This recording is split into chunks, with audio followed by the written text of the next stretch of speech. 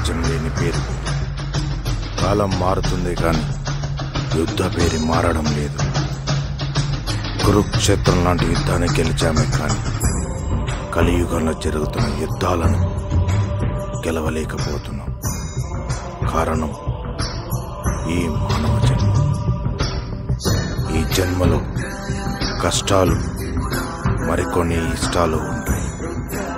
అలాంటి ఈ కలియుగంలో జన్మించిన మృత్యుంజయుడైన మార్కండేయుడు